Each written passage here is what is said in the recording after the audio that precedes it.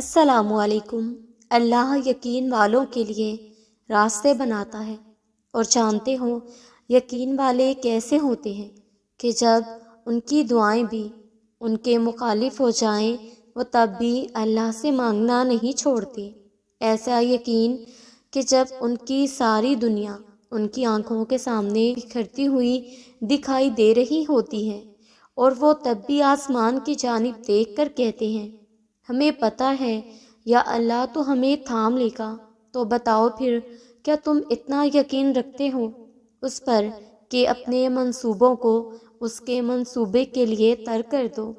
نہیں نا، تم تو فوراً ڈر جاتے ہو اور پھر زور زور سے کہنے لگتے ہو کہ اللہ نے تو میری دعائیں سنی ہی نہیں، بھول گئے ہو۔ اللہ کہتا ہے کہ کیا تم سمجھتے ہو کہ تم کہو گے میں ایمان لایا اور پھر تمہیں آزمایا نہ جائے گا؟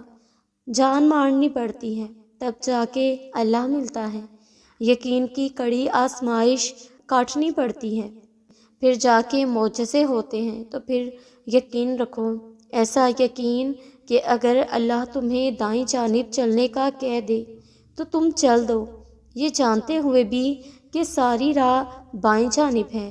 پھر دیکھو گے کہ کیسے وہ بائیں کو دائیں طرف لے آتا ہے اور تمہیں اس راستے سے اپنی قدرتیں دکھاتا ہے جہاں سے تمہیں کچھ بھی ملنے کی توقع نہ تھی۔ کبھی کبھار ایسا بھی ہوتا ہے کہ جب ہم چاہے نماز پر اللہ سے مانگنے کے لیے بیٹھتے ہیں تو نہ آنکھوں سے آنسو نکل پاتے ہیں اور نہ ہی زبان سے کوئی بھی دعا لفظوں کی شکل میں کہی جاتی ہے، بس عجیب سی کیفیت ہوتی ہے۔ دل تو تب چیخ چیخ کر کہہ رہا ہوتا ہے کہ یا اللہ اب آپ کے کن کی ضرورت ہے، لیکن لب اس درد کو بیان کرنے سے قاصر ہوتے ہیں، اور پتہ ہے اس لمحے تمہاری اللہ سے نہیں تمہارے دل کی اللہ سے گفتگو ہوتی ہے۔ اور جب ٹوٹا ہوا دل خود اللہ کی بارگاہ میں جا کر اپنی کرچیاں سمیٹنے کی فریاد کرتا ہے نا، تو اللہ تعالیٰ اس کے لیے اپنی مدد ہی نہیں بھیجتا بلکہ اللہ تعالیٰ پھر وہ کرچیاں خود سمیٹتا ہے۔ اللہ تب وسیلے نہیں بناتا اس کے لیے بلکہ اللہ خود اس کا وسیلہ بن جاتا ہے۔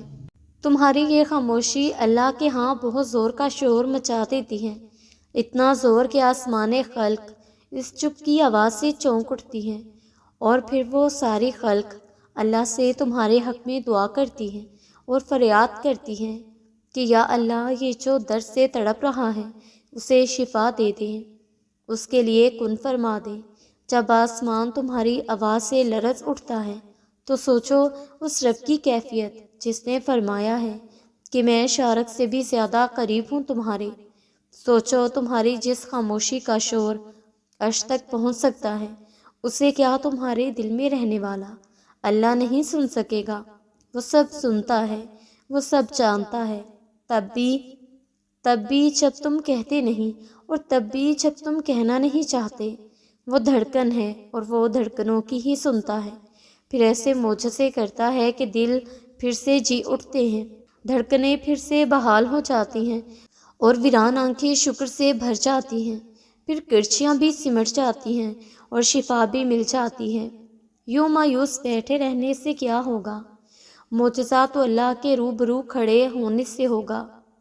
یقین کا دعویٰ کرتے ہو تو یقین بھی رکھو، یہ سوچ کر کیوں گھبراتے ہو کہ آگے کیا ہوگا؟ جانتے ہو کیوں یہ بے چینی تمہیں ستاتی ہے؟ تم جلد باز ہو، تمہاری جلد بازی تمہیں تھکاتی ہے، تم ہر بار نافرمانی کرتے ہو اللہ کے فیصلوں کی، مگر آخر میں اسی کی محبت ہر بار تمہیں تمہاری محبت سے بچاتی ہے، لیکن تمہیں ہر حفاظت سزا ہی نظر آتی ہے۔ تم دیکھتے نہیں پر زندگی تمہیں ہر ایک کی حقیقت دکھاتی ہے۔ جس نے سنا ہے تمہیں ہر مرتبہ، اس کی بس ایک مرتبہ سن لینے سے کیا ہوگا؟ کافی کر کے دیکھو اللہ کو، پھر تمہیں کچھ بھی نہ چاہیے ہوگا۔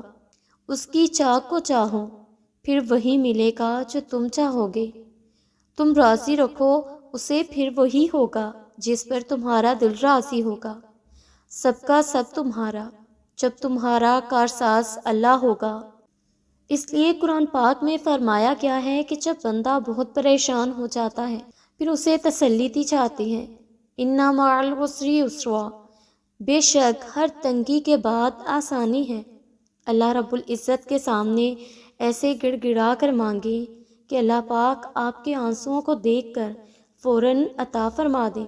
حضرت ایوب علیہ السلام کو اتنی بڑی بیماری میں اتنے عرصے کے بعد جب صحت عطا کی گئی تو اللہ پاک نے پہلے سے بھی زیادہ نعمتیں ان کو عطا کی۔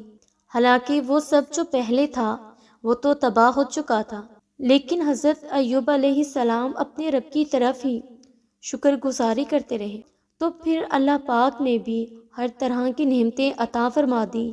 ہم نے بھی ہر حال میں اسباب کو اختیار کرتے ہوئے صرف اللہ پاک کی رحمت کی طرف توجہ کرنی ہے۔ انشاءاللہ تعالی اللہ پاک سب کے کام بنائیں گے۔